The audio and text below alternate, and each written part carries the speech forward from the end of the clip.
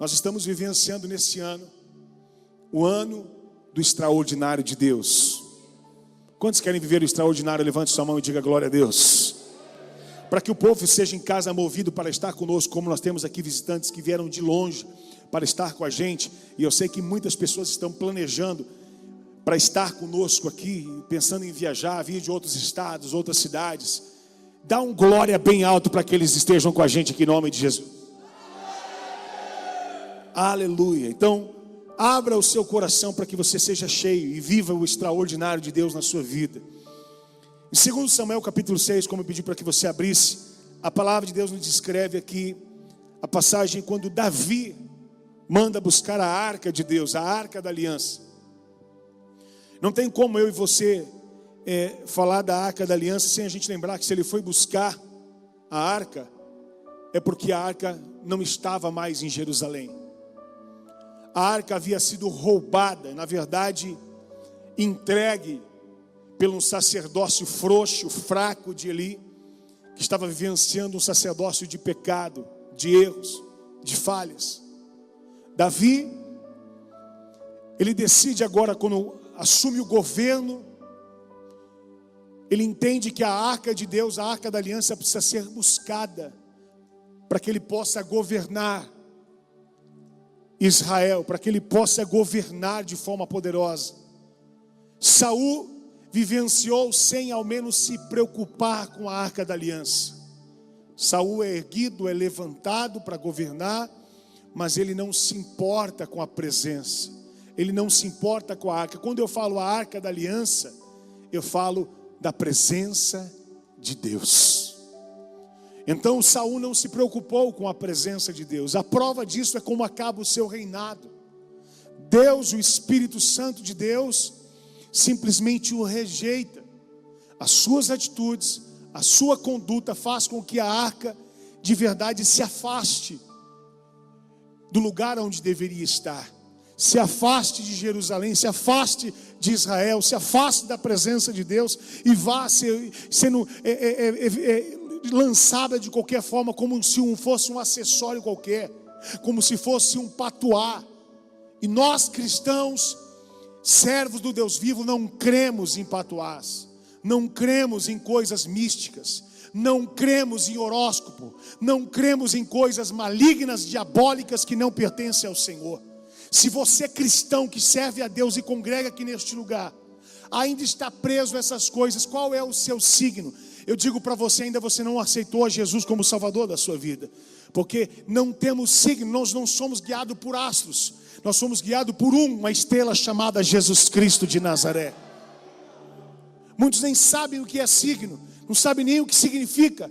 Mas ele tem signo, ele tem arruda, ele tem lentilha, tem nota de $1, ele é protegido por coisas, ele é protegido por um sal grosso, pela pimenta. Eu digo para você, meu irmão, a pimenta, uma feijoada, cai muito bem, obrigado.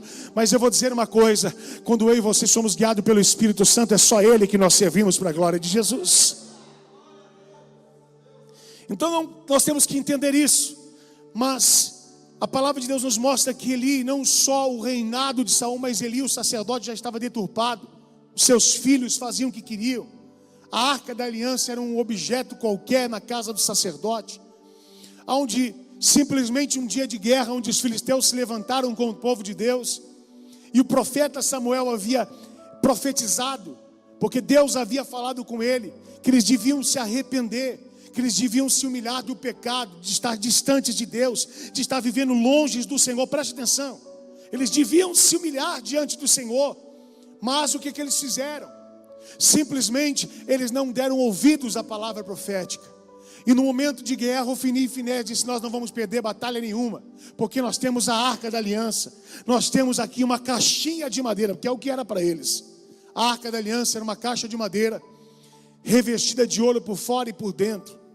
O que fala-se da madeira, se fala-se de Cristo sendo na sua 100% homem, isso é madeira, 100% homem. Quando fala-se de revestimento do ouro, fala também que ele era 100% Deus aqui na terra conosco.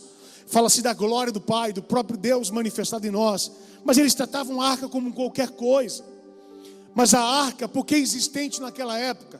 Porque a arca apontava para Cristo. A arca estava apontando para um Jesus que viria vir resgatar a humanidade, perdoar os nossos pecados e transformar as nossas vidas. Fique atento e não perca nenhum pedaço da mensagem, para que você compreenda onde Deus quer nos levar através dessa revelação. O que eu estou fazendo é explanando aqui um pano de fundo para te dar suporte daquilo que Deus vai revelar para nós. Preste atenção, fique atento ainda que você conheça a palavra. A palavra de Deus nos mostra então que essa arca representada como a presença de Deus, que estava sendo tratada de qualquer forma na casa do sacerdote, porque quem cuidava da arca, quem cuida da presença é o sacerdote. Tem sacerdote aqui nessa manhã? Tem sacerdote nesta manhã? Da glória a Deus. Se tem sacerdote em casa, escreva aí, glória a Deus. Eu vou dizer uma coisa: o sacerdote, ele cuida da presença. O sacerdote, ele atrai a presença. O sacerdote, ele leva a presença. O sacerdote leva a presença de Deus para o povo. O sacerdote leva a presença de Deus para as pessoas. O sacerdote traz a presença de Deus para ele. Quando o sacerdote entrava no Santo do Santo, a arca da aliança, a Shekinah, a presença enchia aquele lugar. Se prepara, se tem sacerdote de verdade, tem presença de Deus nesse lugar para a glória de Jesus. Escute isso. O sacerdote estava perdido, cego, sem audição espiritual, visão física, deixando os filhos fazer o que quisesse, talvez brincando com aquela arca, talvez brincando de esconde-esconde na arca. Eu não sei, eles tratavam a arca como qualquer coisa. Ainda que você ande com pessoas, que você tenha liberdade com ela, mas reconheça a unção na vida dela e respeite a autoridade que Deus colocou nela. Mesmo que você conviva com a arca, não trate ela de qualquer maneira. A presença de Deus é intocável, a presença de Deus é sobrenatural, a presença de Deus é maravilhosa, a presença de Deus tem que ser reverenciada por nossas vidas. Mas eles faziam de qualquer forma. Agora, sabendo de uma batalha revelada por Samuel e profetizada por eles, não se arrependeram. Ofni e Finéias continuou fazendo o que era errado, os filhos do sacerdote Eli, mas sabendo da batalha, dizendo: eu tenho a arca, eu tenho a presença, eu vou levar a presença na batalha e nós vamos vencer. Ainda que você conheça Deus, se você vive em pecado, a presença não te protege, a presença não te guarda, a presença não pode fazer nada por nós quando nós estamos contra o princípio da palavra de Deus. Deus não faz prosperar quem vive em desobediência, Deus não faz vencer quem vive em rebelião, Deus não protege quem não tem compromisso com a arca da aliança. Eles pegam a arca, sabendo que os filisteus se levantaram, dizendo: porque Deus já perdeu alguma batalha? Deus já empatou alguma guerra? Não, Ele vence todas. Então, já que Deus vence batalhas, eu vou levar a arca e essa batalha está ganha. Mas diz a Bíblia que Deus não faz nada. A justiça é contrária, porque ele estava em pecado. Simplesmente eles morrem em batalha. Vieram trazer a notícia a Eli, dizendo: seus filhos morreram na batalha. E a presença estava lá. Eu vou dizer, a arca estava lá, a presença estava lá, mas a presença de Deus representa a justiça. E a justiça não se faz injustiça. Se você está desobedecendo, você vai colher aquilo que você está plantando. Eles escolheram a justiça da própria desobediência e do pecado. Então não pense que você está vivendo em erro, achando que você vai colher vitória. Ou você se arrepende na presença de Deus, ou você se humilha na presença de Deus, ou a justiça vai te alcançar, porque aquilo é resultado de uma plantação que nós estamos fazendo. Eles plantaram, eles colheram. Agora chega a notícia: morreram.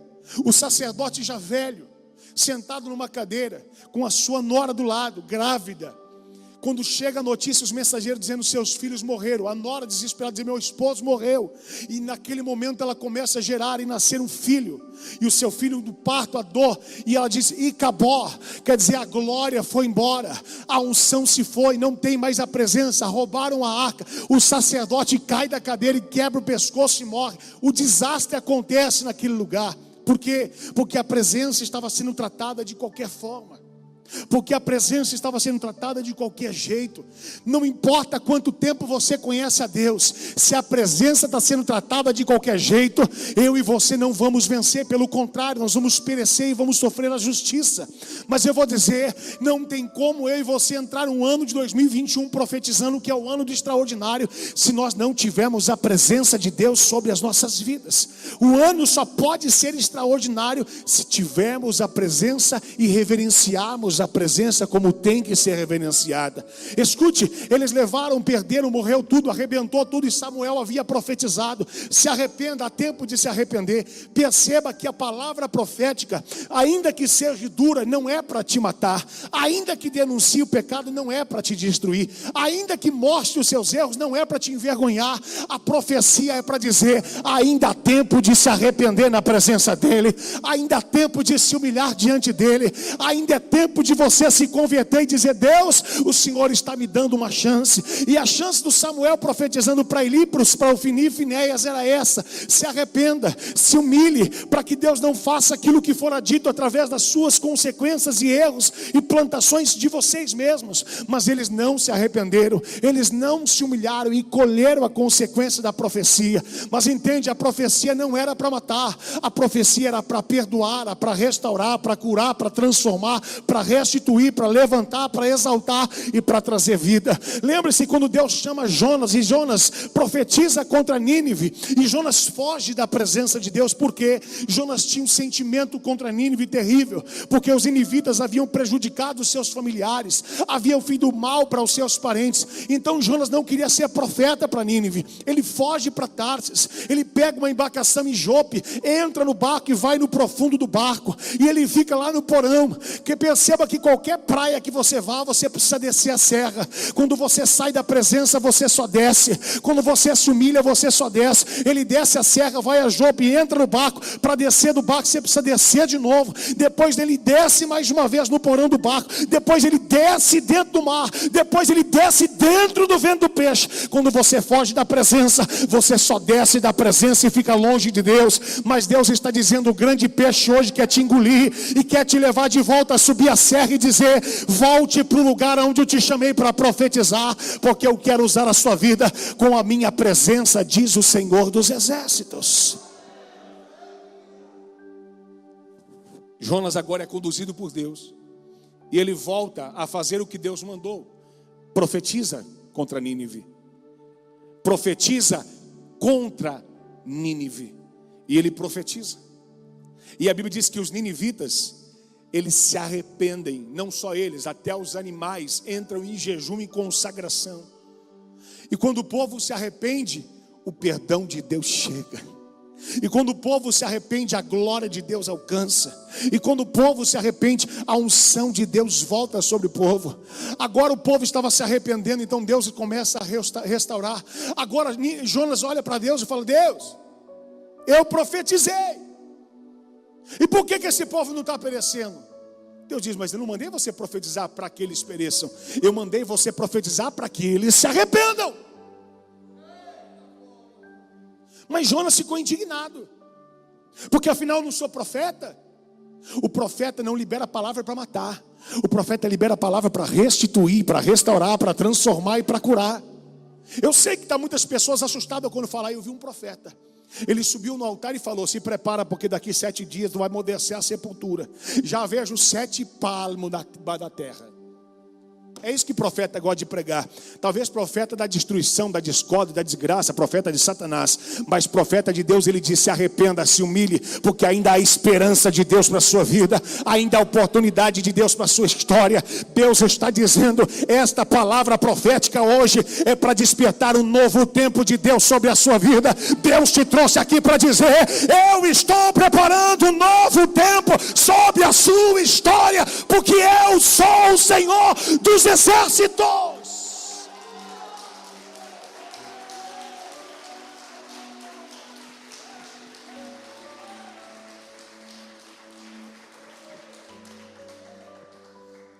Jonas, ele entende agora como é que funciona. Samuel profetizou para que acontecesse isso, mas não deram atenção como os ninivitas fizeram, não se arrependeram, e por isso colheram.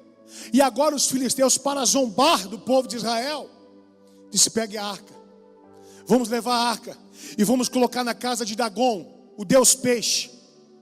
Coloque lá ele. Dagon está sobre um altar, lugar mais alto, põe a arca embaixo. Vamos humilhar a arca.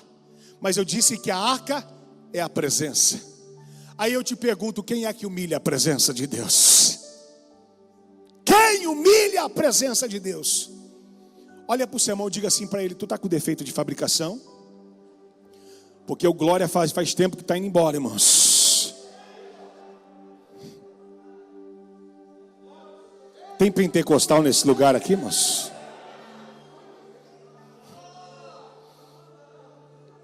Pastor Marco Feliciano diz que crente que não dá glória é pentecostal que está com defeito de fabricação. Talvez não é o defeito, talvez está faltando pilha. Porque pilha simboliza a energia. Mas a energia do céu está vindo agora sobre a sua vida e renovando a sua fé.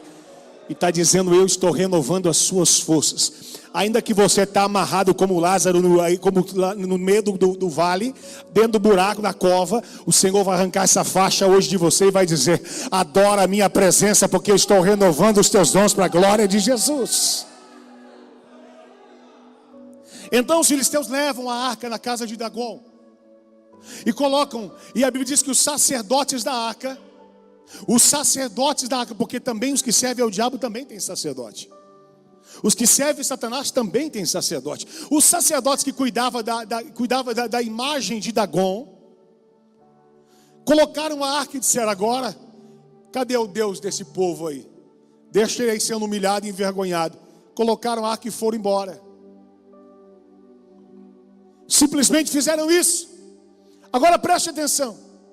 Quando eles colocam a arca, sei lá, eles vão tomar um café, vão sair de perto ali, quando eles escutam um barulho. Pum! O que está acontecendo? Não tinha ninguém naquele lugar, estava sozinho. Só a arca da aliança e a estátua de Dagon. Mas quando eles voltam no templo de Dagon, Dagon está caído de rosto em terra. Eles falam: mas peraí, fecha a janela aí. Fecha a janela, sacerdote. Ô fulano, fecha a janela. Por quê? Porque eu acho que bateu um vento. Ele falou: mas não tem janela aqui.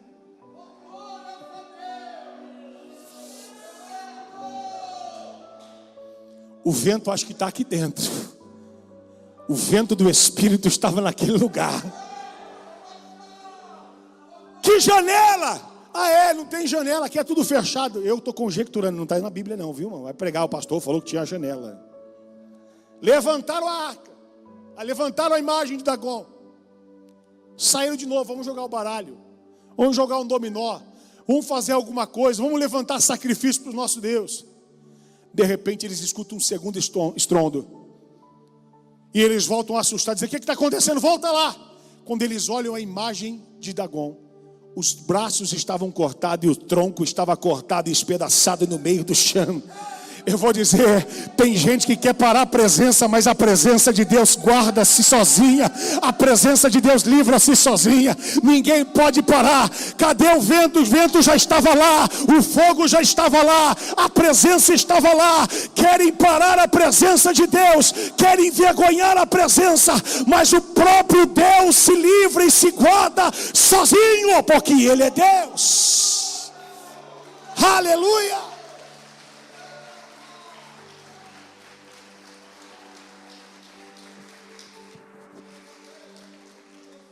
Escute, o sacerdote falou: pega esse troço daí, essa caixinha de madeira aí é potente, hein? Esse negócio aí é estreito. Vamos fazer o seguinte: manda embora logo. Mas quando eles pensaram para mandar embora, a Bíblia diz que todos foram acometidos e foram tocados pelo próprio Deus, feridos pelo Senhor. Todos se assustaram e falaram: tira esse negócio daqui, que isso aqui está trazendo maldição. Sabe quando alguma pessoa que não é muito crente, quando ela passa na encruzilhada e vê a macumba, só falta o crente fazer o sinal da cruz e dizer: ai meu Deus do céu, misericórdia. Tem medo do diabo, que não se converteu direito ainda, que ele vê um negócio e ele fala: meu Deus do céu, ele vai me pegar e eu vou dizer: não há encantamento contra a casa de Israel. pode ser macumbeiro, pai de santo, espírita, pode ser o que for, não toca naquele que é ungido de Deus. A promessa de Deus está sobre você. Pode colocar Dagon, quem quiser, ninguém pode derrubar a presença da arca, ninguém pode parar a presença da arca.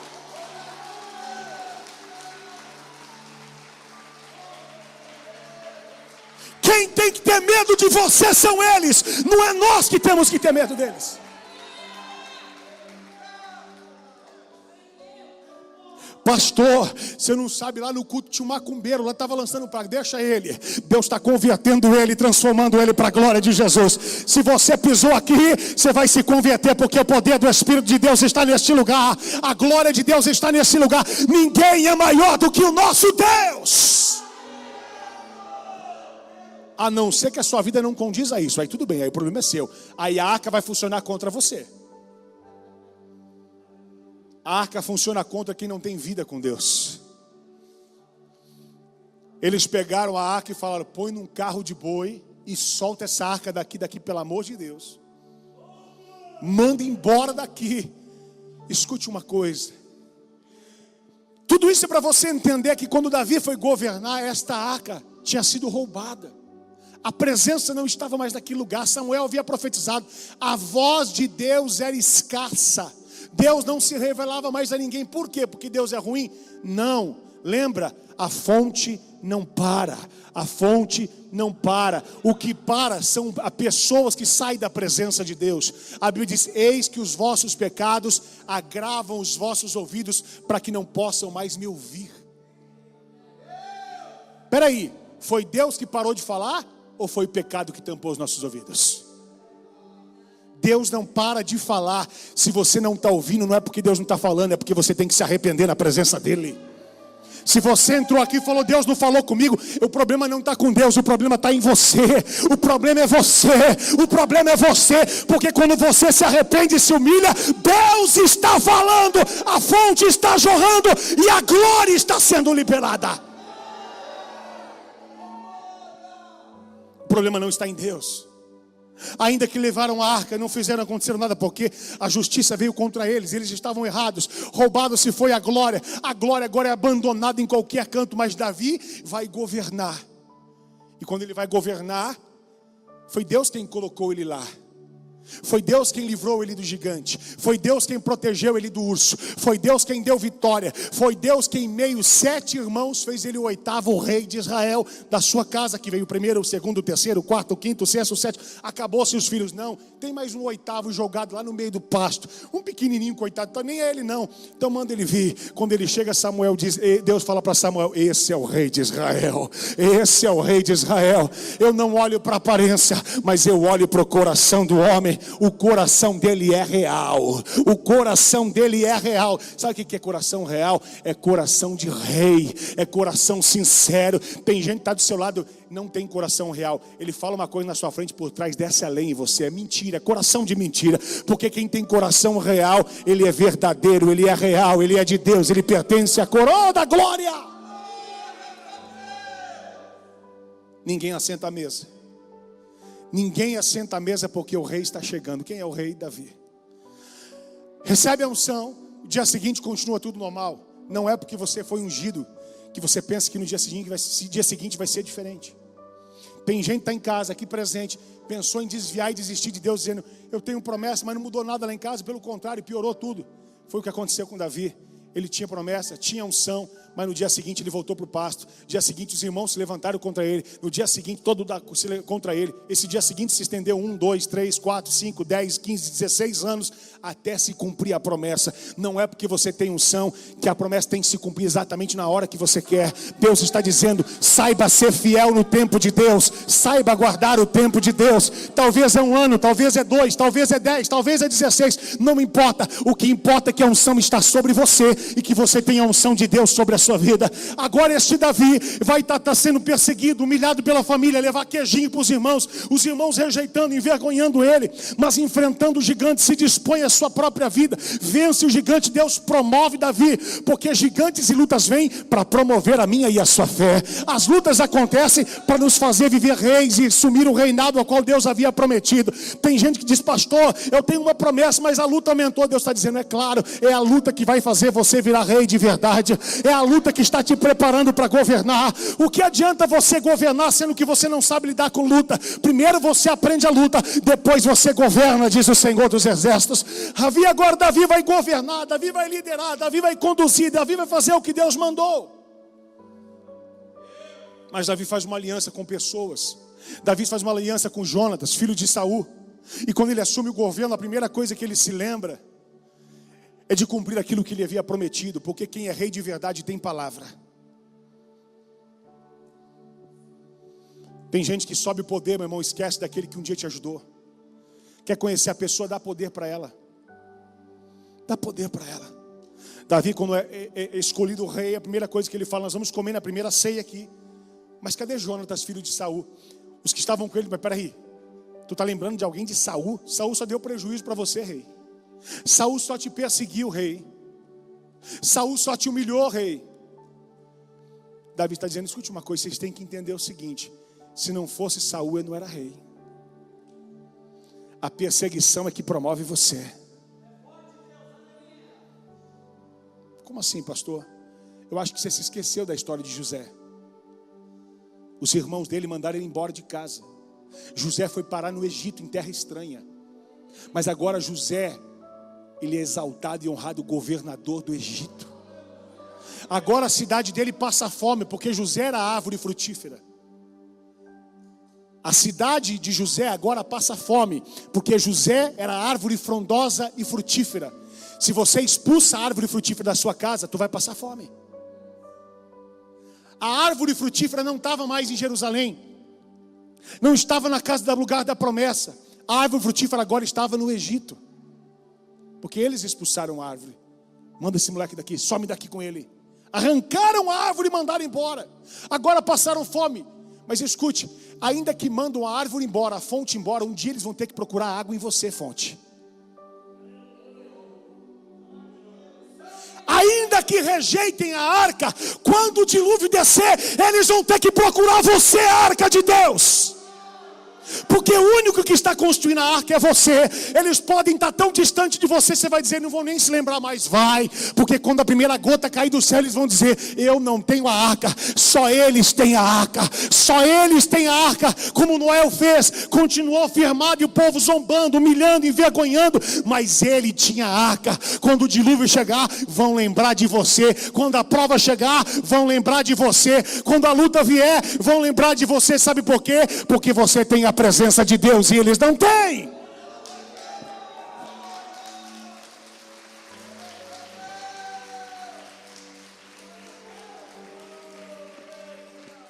Queridos, Davi, ele assume o governo, como José estava lá. E agora José diz o que para os seus irmãos?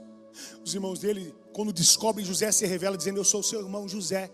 Aqueles que você mandaram embora, aqueles que você jogaram numa cisterna, no buraco, aqueles que vocês venderam como escravo. Aí os irmãos dele: fica paz, fica triste não. Como não fica triste? Olha o que nós fizemos com você. Você não está entendendo. Olha o que vocês fizeram comigo. Eu sou governador daqui. Vocês não estão entendendo. Se não fosse a perseguição de vocês, eu estava lá jogado que nem vocês, mais um de vocês passando fome. Mas porque vocês me perseguiram, hoje eu sou governador desse lugar aqui, ó. A luta te promove, a perseguição te levanta. Davi foi levantado, mas quando você tem um coração real, você entende. Davi vai sentar à mesa e diz: cadê? Tem alguém da casa de Saul a quem eu posso agir de benevolência? Tem um manco jogado lá, um largado. Ninguém vai assentar à mesa até que ele chegue.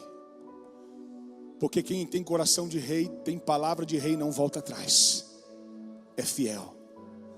Mas rei, Saul que fez isso. Se não fosse Saul perseguir, eu não era rei. Eu só sou rei porque tenho perseguições. Olha para o seu irmão, tu está passando perseguição? Então Deus está preparando um reinado na sua vida em nome de Jesus. Tu tem luta? Quem tem luta levanta a mão. Deus está preparando um reinado na sua vida. Tem prova aí. Deus está preparando vitória para você, milagre para você. Só vence quem passa por provação. Só vive milagre quem está passando luta. Só ressuscita quem um dia morreu. Deus está dizendo, se prepara, porque essa luta não é para te matar, é para te fazer ficar mais forte para a glória de Jesus. Espera aí, pastor. Davi faz tudo o que ele cumpriu com a sua palavra, mas Davi agora vai assumir o seu governo.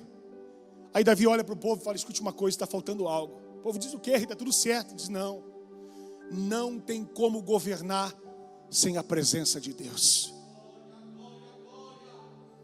O ano de 2021 será um ano extraordinário de Deus sobre a sua vida.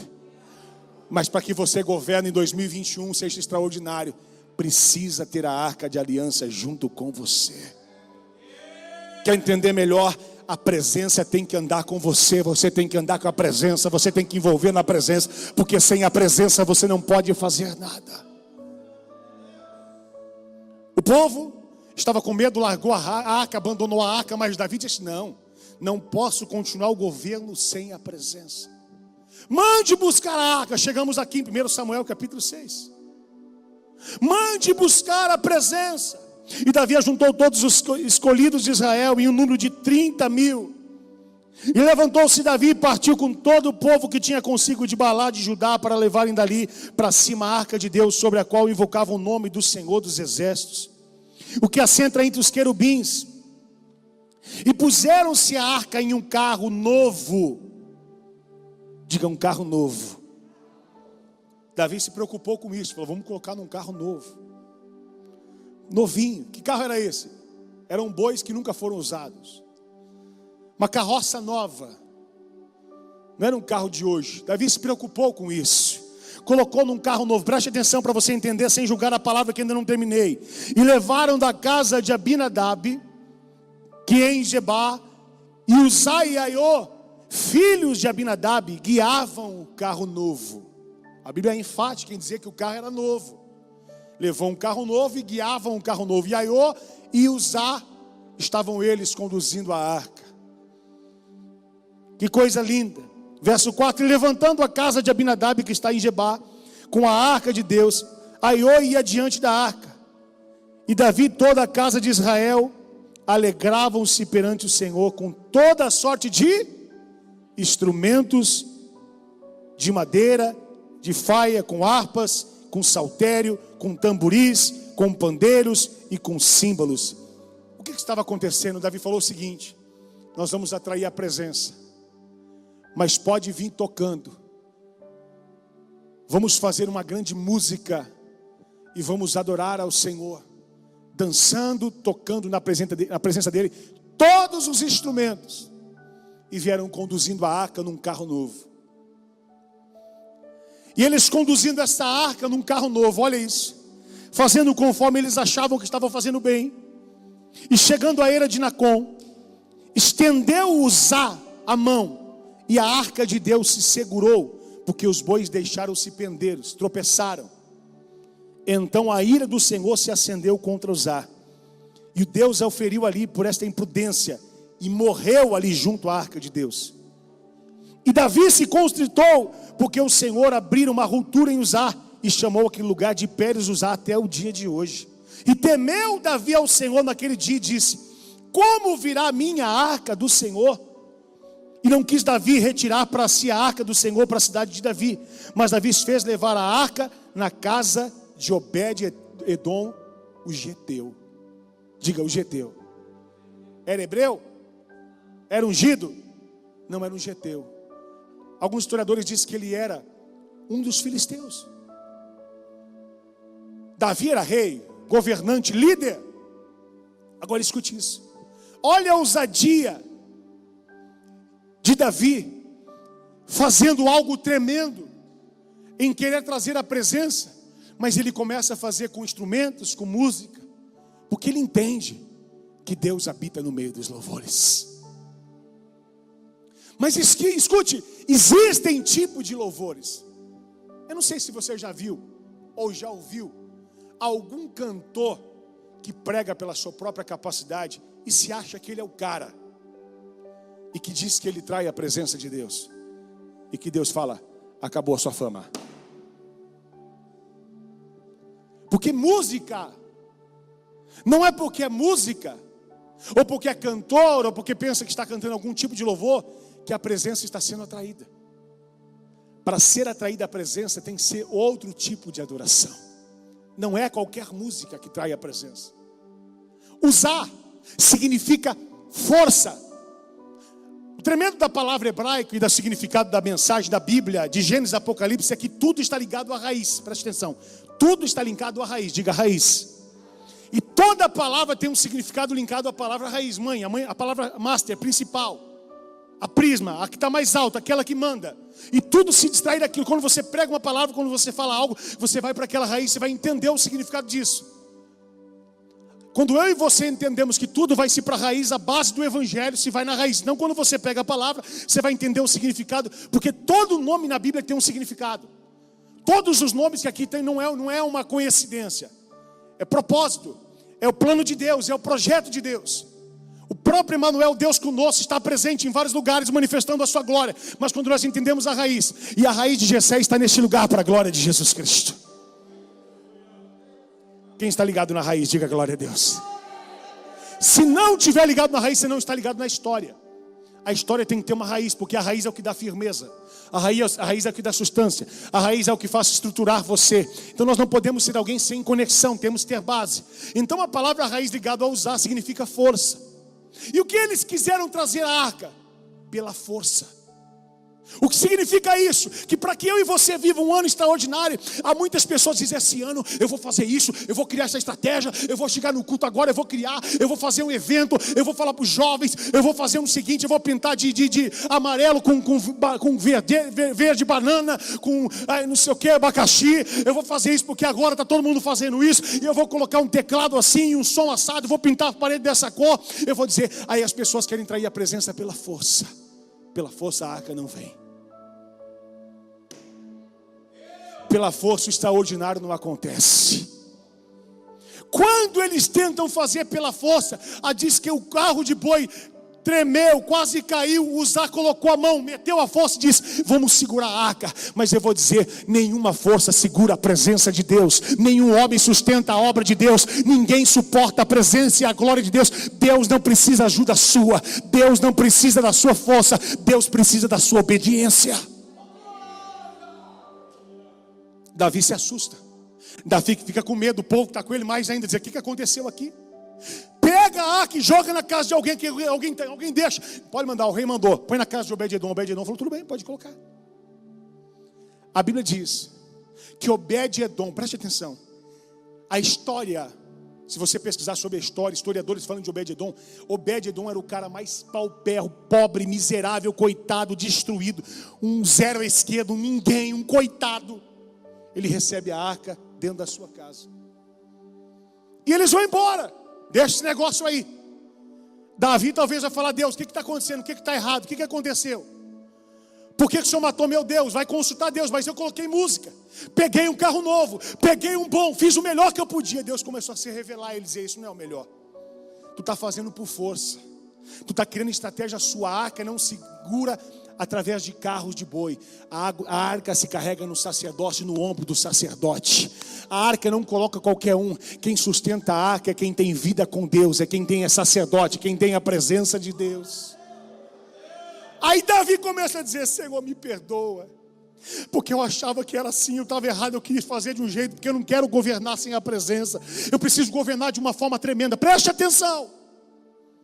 E ele ficou ali dias falando com Deus até entender o que estava acontecendo. E ele ficou sabendo, passou-se 3 meses. Quantos meses? 3 meses. 3 meses a história e a cidade, todo mundo ouviu falar: você viu o que está acontecendo? Você o quê? Você viu o que? O quê? Mostra-me, olha aqui. O zap da época começou a correr. Abre o WhatsApp aí. Meu Deus. Olha no grupinho das tiazinhas do WhatsApp. As irmãzinhas do coque, olha o grupinho do coque, do mistério, olha isso. O que foi? Essa é a foto de Obed-Edom, daquele cara pobre, quebrado. Meu Deus, o cara tá milionário. A história diz os historiadores que Obed-Edom em 3 meses ficou milionário. A sua vida foi transformada de forma visível. Preste atenção. A sua vida foi transformada de forma visível. Preste atenção, queridos. Este ano do extraordinário, Deus está dizendo: quando a presença de Deus chegar, a glória de Deus vai ser visível para quem olhar para você. Vai ver a prosperidade, vai ver a mudança, vai ver o milagre, vai ver a transformação, vai ver a cura, vai ver a restituição, a restauração, a libertação, a renovação. Porque o Deus da promessa está chegando sobre a sua casa, e a arca dele vai ficar instalada na sua casa todos os dias da sua vida, diz o Senhor dos Exércitos. Aleluia!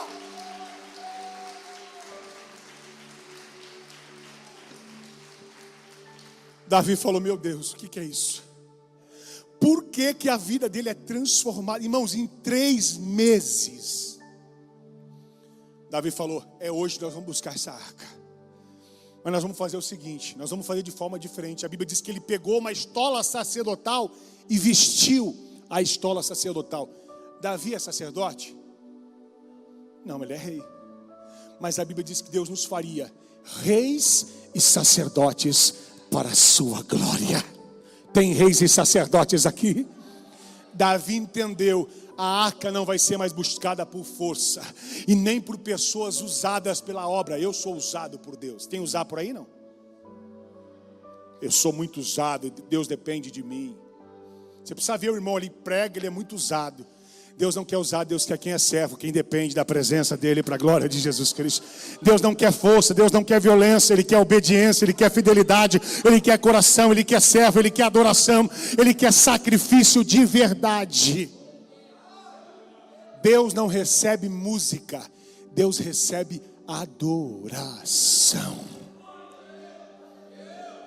Pegou música, pegou carro novo e pegou quem tem força. Tem muita igreja fazendo isso. A igreja A está fazendo isso, faz igual. A igreja B está fazendo. Agora é apóstolo, põe nome, é apóstolo.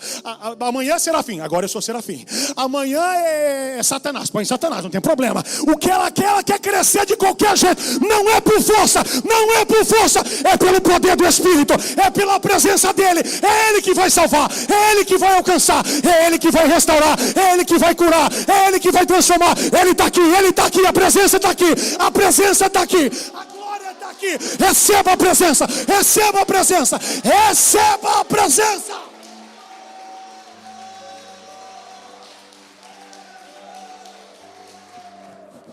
Quantas pessoas ao longo do meu ministério, pastores, obreiros, pastor, faz o seguinte: eu estou indo aí numa reunião com pastores aí, você precisa ver, eu estou pegando uma estratégia, o que eles fazem lá, porque a igreja dos caras estão crescendo muito. Escute uma coisa: quem diz que crescimento é bênção de Deus? Quem disse que crescimento é bênção de Deus? Cresceu é bênção. Então escuta uma coisa, meu irmão. Então o futebol aqui vamos converter ao futebol. Porque quando tem um clássico, não tem um vazio. Tu já ouviu falar de centros gigantescos espíritas? Tu já ouviu falar que na Índia, que servem vacas, bois, são milhões de pessoas? Mas Jesus só tinha 12. E olha que os 12 sempre tinham um traidor, hein? Jesus não quer a multidão. A multidão sempre vem atrás, Jesus está procurando um em cima da árvore. Jesus não quer a multidão. Jesus quer discípulo. Jesus não quer música, Ele quer adoradores. Jesus não quer carro novo, Ele quer sacerdote que sustenta a presença dEle na presença da sua vida. Jesus não quer que você faça por força, Ele quer que você seja obediente para a glória dEle. Quem está entendendo, diga glória. Foram entender o que está acontecendo, por que esse cara foi abençoado, o que esse cara Obed-Edom fez. Davi foi estudar a raiz, porque o segredo está na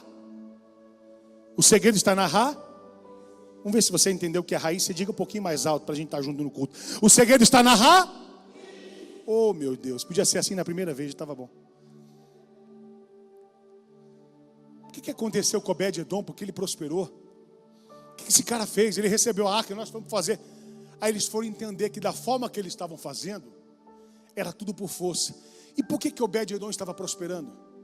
Porque a palavra Obed-Edom, no original, do hebraico, significa Obed, significa servo. E Edom vem da original da palavra raiz Dan, que Dan significa sangue. Diga Dan, em hebraico, é sangue. Aí diz Obed-Edom, servo do sangue. Eles estavam entendendo que alguma coisa estava marcando aquele lugar. Ele estava percebendo que a coisa ali não era pela força, é por aquele quem tinha a marca do sangue da promessa de Deus sobre a sua vida. Aí eu pergunto, pastor, o senhor disse que talvez seja Obed-Edom, um filisteu. Sim, não merecedor de Jesus, porque quem se acha merecedor já não merece, diz o Senhor. A Bíblia diz: eu não vim para quem merece, eu vim para quem é doente, servo, para quem se humilha na minha presença.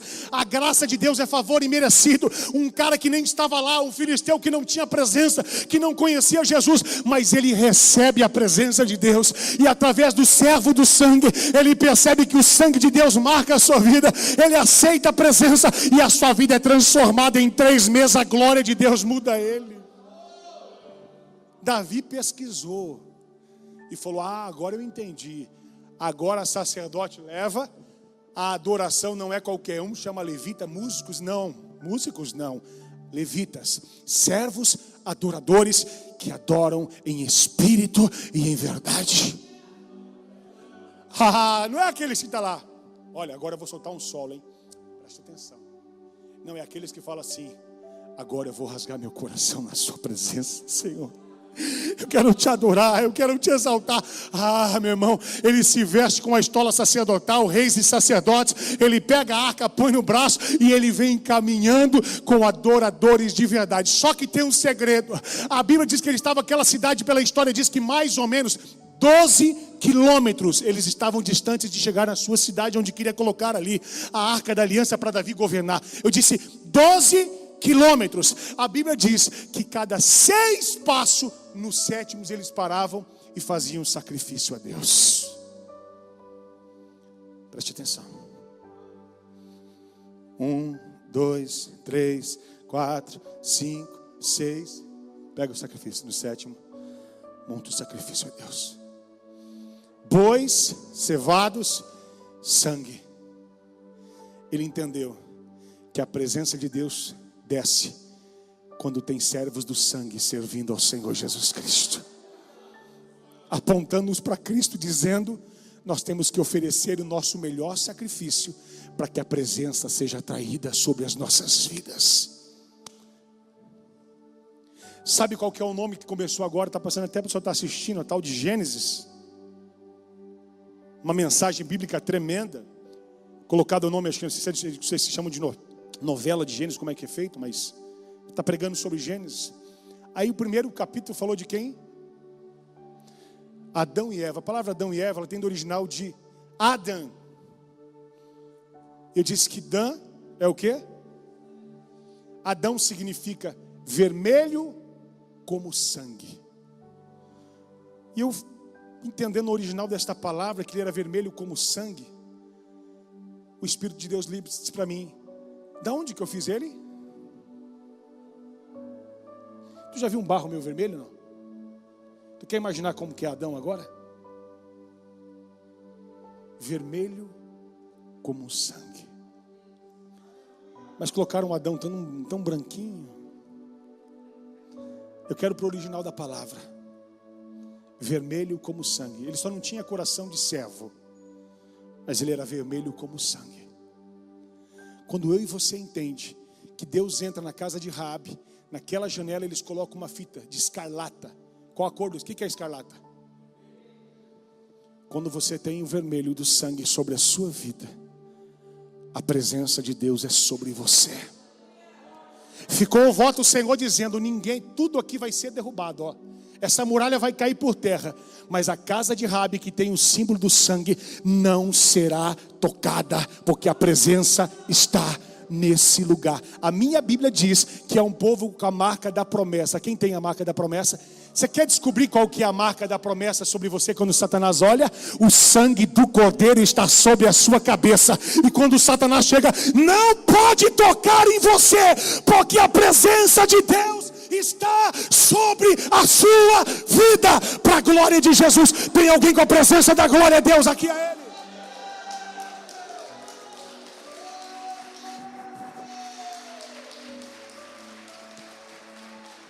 Eu preciso entender, eu preciso compreender que não é por força, que não é por violência, mas eu preciso me tornar um sacerdote, porque o sacerdote, quando entrava no tabernáculo, entenda o sentido profético da palavra. O sacerdote, quando entrava no tabernáculo, ele recebia sacrifícios do povo para perdoar os pecados através da propiciação do sangue que era aspergido sobre a arca da aliança. O sumo sacerdote entrava, apresentava-se o sacrifício, o sangue escorria e o povo era perdoado, porque o sangue perdoava os pecados. Mas escute, tudo isso estava apontando para Cristo, porque o Cordeiro de Deus haveria de morrer no Calvário para que o sangue fosse escorrido e a marca da promessa alcançasse eu e você, e para que todos os pecados fossem perdoados. Mas quando no propiciatório representa-se a Cristo, representa-se a presença. Quando eu e você se representa como sacerdote, nós sempre vamos apresentar sacrifícios de adoração ao Senhor. 6 passos no sétimo, adore. 6 passos no sétimo, adore. Escute uma coisa, na semana tem você e eu entendemos que são quantos dias da semana? Você vai dar 6 passos. Quando chegar no seu sétimo, você vai falar: hoje é domingo, hoje é dia de sacrifício ao Senhor, hoje é dia de adoração ao Senhor, hoje é dia de sacrificar o meu tempo para a glória dEle. Mas tem gente que vai querer trair a presença para 2021, ano extraordinário, pela força. Outros vão entender que não é por força, para que a presença esteja com você. Cada 6 passos, no sétimo, venha o sacrifício para Deus. Ofereça a sua vida para Deus. Leve o seu culto para o Senhor. Adore ao Senhor com a sua adoração, com o seu melhor, com a sua gratidão, com a sua vida. Porque aí sim a arca de Deus estará sobre você. Olha para o seu irmão, diga: prazer, sacerdote. Tem sacerdote do seu lado para dar glória a Deus aí, queridos? Quantos estão entendendo o que Deus está falando, queridos? Escute isso. O ano de 2021 só pode ser extraordinário se a presença for conosco. Quantas vezes nós quisemos que a presença, que a bênção fosse pela força? Eu vou dar um exemplo para você. O que é força? Força é técnica, força é habilidade, força é maneiras, força é estratégia, força é planejamento humano. Espera aí. Vamos passar o ano novo na praia. Por quê? Se a gente se pular 7 ondas, você vai ter um ano abençoado. Se você comer lentilha, você vai ser próspero. Se entrar de branco, vai ter paz. Se usar amarelo, vai ter prosperidade. Aí o cara entra com a roupa que nem um arco-íris, porque ele quer tudo na vida dele. Ele quer tudo. O cara fala: eu quero paz, mas eu quero prosperidade. Pinta o cabelo de amarelo, faz qualquer coisa. Mas ele quer vivenciar isso pela. É mais fácil a gente fazer alguma coisa, estar lá e acontecer, do que a gente ter que dar 6 passos no sétimo, sacrificar a Deus na nossa vida. É mais fácil você sendo abençoado, fazendo uma estratégia e criando um planejamento e humano de marketing, de coach, e dizer: vamos fazer assim que a igreja vai crescer. Mas a igreja não é minha, a igreja é dele. Não, pastor, mas você precisa ver, a outra igreja tem 30 mil pessoas em um mês. Então vamos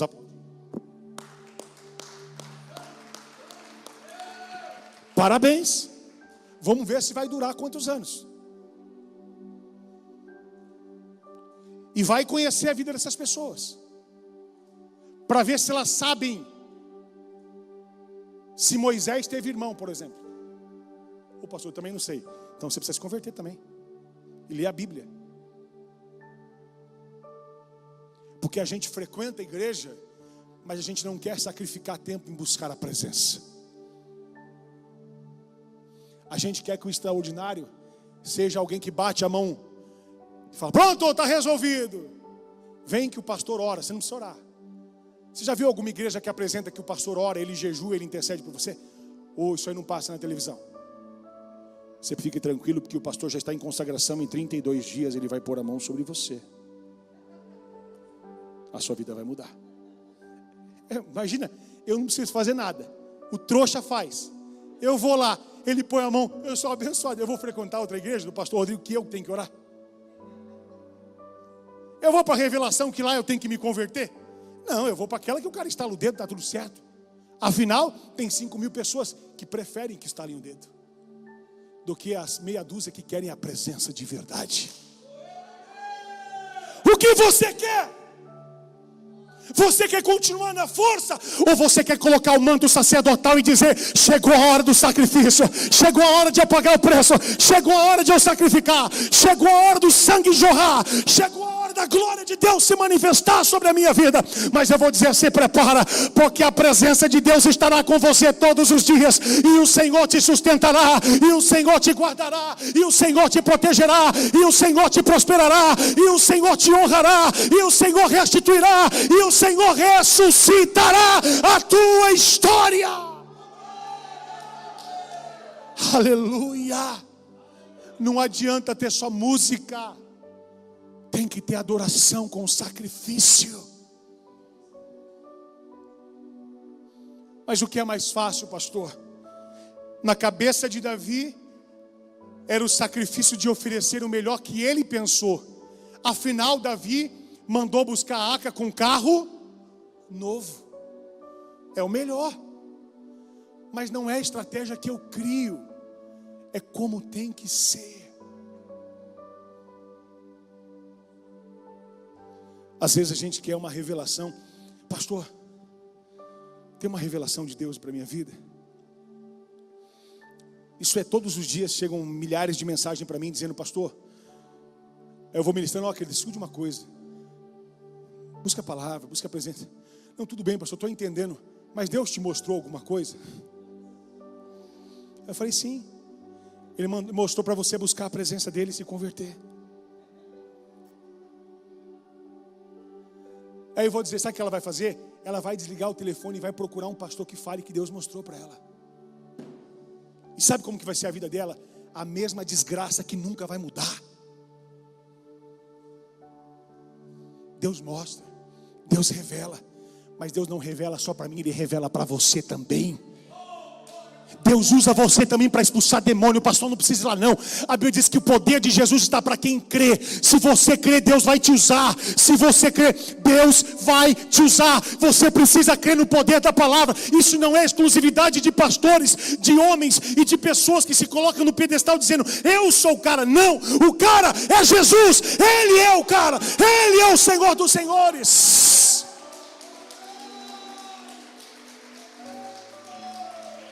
Mas as pessoas querem super-herói.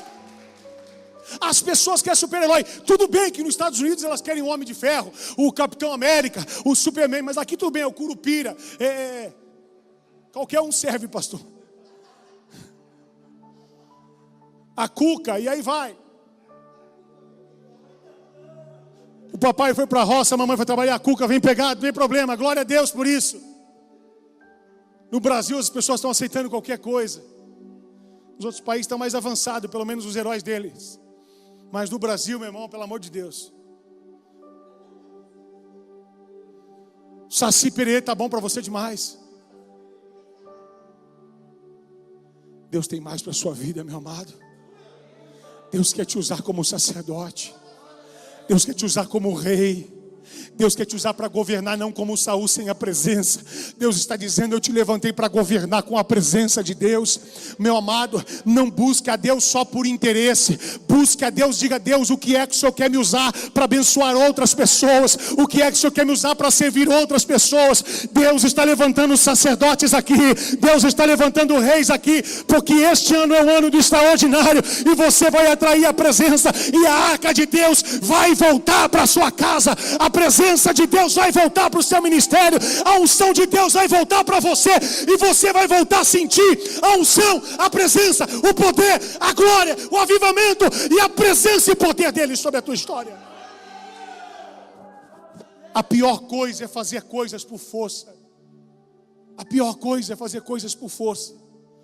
Como exemplos dos nossos irmãos que vieram de outro lugar distante, pegaram o carro e vieram aqui. Por quê? Não foi técnica, não foi mensagem de estratégia de marketing, mas o poder de Deus tocou neles lá. O poder de Deus tem tocado em pessoas e lugares do Brasil e do mundo. Essa semana uma nossa amada está acompanhando no Japão, diz: pastor, um mês antes de eu vir para o Japão, eu conheci o seu canal e Deus mudou a minha história. E eu respondi uma mensagem, estava vendo, respondi, quando dá eu respondo algumas mensagens. E ela falou assim: aqui no Japão ainda é madrugada, eu vou dormir amanhã, eu falo com o senhor. Em seguida ela mandou mensagem, disse: pastor, eu não consigo mais dormir, me perdoa, mas eu não estou acreditando que o senhor mandou uma mensagem para mim. Eu falei: amada, fique em paz, o Senhor é poderoso, o Senhor é fiel.